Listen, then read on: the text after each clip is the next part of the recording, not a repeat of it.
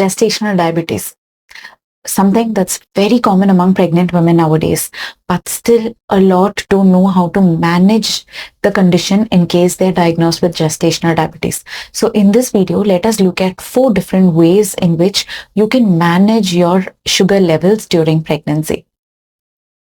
Hi, I'm Saranya, the founder of Babypedia. I'm a pregnancy coach and a life coach. Okay, so what are the 4 important aspects that you will have to concentrate on in order to manage your gestational diabetes? So the first is your diet. The second is your sleep patterns. Third is the exercise that you're doing. And fourth is your stress. So these are the main areas that you will have to concentrate on. So let's look at it one by one. First, when it comes to diet, it is very, very important that you start to increase the amount of proteins that you are taking. Okay, proteins, good fat and fiber, because these 3 are going to slow down digestion for you and you are going to be able to balance your blood sugar levels. So in every meal, at least 1/4 of your plate should have a source of proteins. You can have a teaspoon of a source of fat, or if you're taking proteins like paneer, which already has good fat, then you don't have to worry about it. And another 1/4 or even, half your plate should be some sort of a vegetable or fruit, because these are great sources of fiber. Okay. So always combine proteins with the good fat and fiber so that it is able to manage your blood sugar levels. Then the second thing that you will have to do is reduce the amount of carbohydrates, especially the amount of, pure carbohydrates that you're getting, because that will come from your white rice, wheat, all these are polished grains, right? So that is going to increase your sugar levels easily. So instead, go for whole carbohydrates. These are your grains with the husk or the outer layer. This will also slow down digestion because the husk will have a lot of fiber in it. Okay, so it will balance out the carbohydrate digestion. So what you have to do is from now on, go for red rice, black rice, or even the rice with a little bit of husk on it, or go for whole wheat. Even if you're using other grains like ragi, that's finger millet, you can always do it with the husk. Okay, roast it and then powder it, and you can use it in case you need to make dosas, idlis, pancakes, or your rotis and all that. Okay, so this is definitely going to be for the diet side. Also make sure you're eating smaller meals, which will also help you to get the good balance. Now coming to the second, the most underrated aspect when it comes to pregnancy health is good sleep. Try to get at least 6 hours of proper sleep. Okay, so 6 to 7 hours. So that doesn't mean you should be able to sleep continuously for 6 to 7 hours, because practically during pregnancy, that's not possible. You may need to urinate in the middle. You may need to change your positions. You get leg cramps, or you may feel thirsty. You're having heartburn, multiple things, right, happen during pregnancy. You won't be able to sleep continuously. So the thing is, if you wake up in the middle to use a restroom and come back, are you able to go back to sleep within 5 to 10 minutes? Okay, so you need to create a proper sleep atmosphere where the room is as dark as possible so that there's more sleep hormones. Melatonin gets secreted. The room is at a proper temperature where you're not feeling too cold or too warm.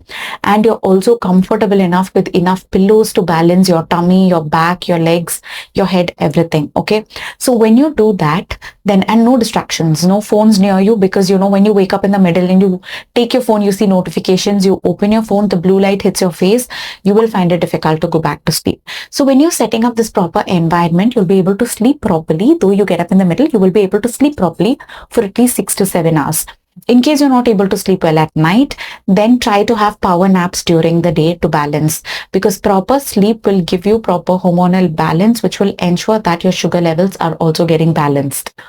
Third, exercise. So when you have gestational diabetes, you don't have to go and start exercising for 1 hour or, do a lot of strenuous exercise. Instead, you have to become smart about it. So what you have to do is try to walk for at least 10 to 15 minutes after every meal. Okay, so when your heart rate increases, when you're walking, that will also ensure that your metabolism gets kickstarted and your blood sugar levels are easy to manage. So after every big meal, that's after your breakfast, lunch and dinner, ensure that you're walking for 15 minutes at least. You don't have to walk too fast. You should be able to breathe and talk conveniently when you are walking during pregnancy. And then coming to the final point, stress management. Stress creates a lot of havoc in our body. It causes a lot of hormonal imbalance, which can lead to you getting gestational diabetes as well. So please ensure that even though you're stressed, even though it's very common during pregnancy because you're worried about your baby's growth, every time you have to go for a scan or a checkup, you start to feel anxious, hoping that, everything is okay with your pregnancy and your baby. You could be having a lot of other stress factors. please understand managing the stress is the key. I'm not telling you never to get mood swings or never to get angry, never to get anxious, but learning how to manage them is very, very important. So do anything that makes you happy, at least 3 to 4 every day, so that you're able to release enough happy hormones that will help reduce your stress hormones. It could be anything like walking, exercising, going and standing in the sun for some time, walking barefoot on the ground, coloring, drawing, or, solving puzzles using your hands, listening to music, a little, few minutes of deep breathing, guided visualization, taking a nap, getting a nice massage from your partner, because when your partner massages you, your body is going to release oxytocin, which is a happy hormone, which will help you manage stress. So there are so many different ways, different things work for different people.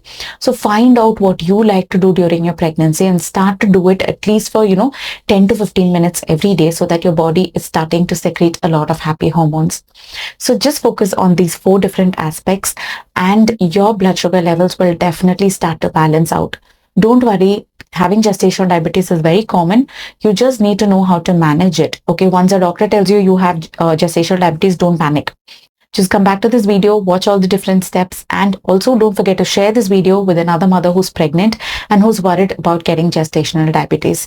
If you would like to know more information about trying to become pregnant, pregnancy, birth, and taking care of your newborn baby, don't forget to subscribe to the Babypedia channel. I will see you soon in another interesting video. Till then, take care. This is Saranya.